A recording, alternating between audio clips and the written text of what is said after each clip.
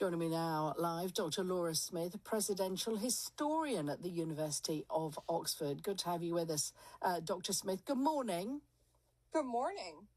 Clearly then, we're all witnessing, aren't we, potential history as Kamala Harris enters the race for the White House in place of Joe Biden. She could become the first woman US president in history.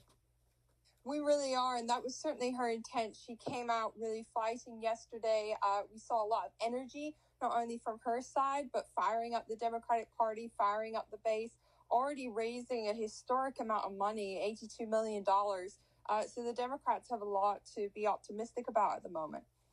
And the significance of her being potentially Dr. Smith, the first woman president of colour, not lost on anyone. I mean, that's bound, isn't it, to garner support from ethnic minorities in the States, other women of colour who perhaps would really like their issues around race and struggles highlighted and fought for.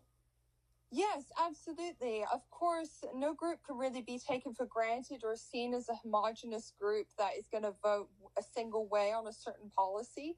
So, for example, Republicans try to appeal to Hispanics. They have done in the past, but find that different groups of people will feel differently on issues such as immigration.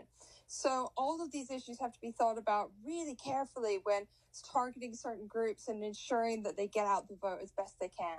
Let's look at some of the ongoing front page coverage here then on that race now for the White House for Kamala Harris. The Guardian, senior Democrats throw weight behind Harris to take on Trump. Vice President attracts Pelosi's backing amid flood of endorsements. The Times, donor dollars pour in as Harris promises victory.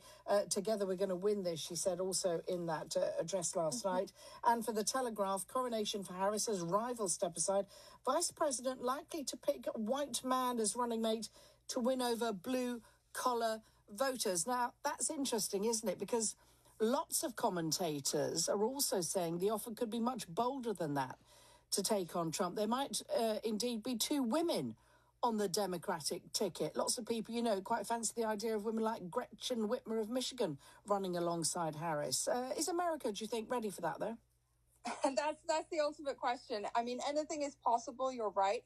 I'm reminded a lot of what the late Ruth Bader Ginsburg on the Supreme Court said when asked about how many women should be on the bench, and she said 9, which is, of course, the number of Supreme Court justices that there are, with the idea that there were 9 men for so many decades and generations.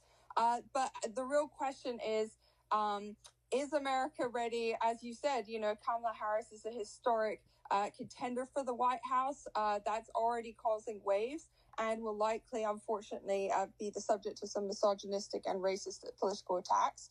So it is most likely that as commentators are guessing that she is going to be joined on the ticket as Barack Obama did, balancing his ticket by choosing Joe Biden by someone who may be more of a familiar face to the American public as a political contender for the White House.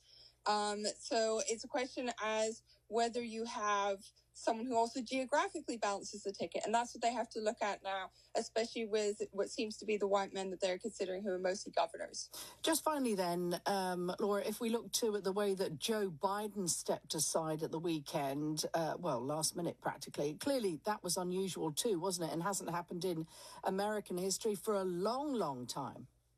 Absolutely. I mean, we're talking about 50 plus years. We're going back to 1968, Lyndon Baines Johnson, when he decided that his campaign was no longer viable and stepped away thinking that RFK was going to be the candidate who was, of course, assassinated.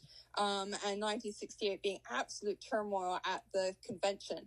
His vice president took over his delegates. But Nixon still won in that very tumultuous year. So the Democrats are really going to want to rally behind Kamala and try and ensure a smooth convention in Chicago, unlike 1968. Really good to catch up with you. Thanks ever so much. Interesting. Dr. Laura Smith there, presidential historian at the University of Oxford. This is LBC News.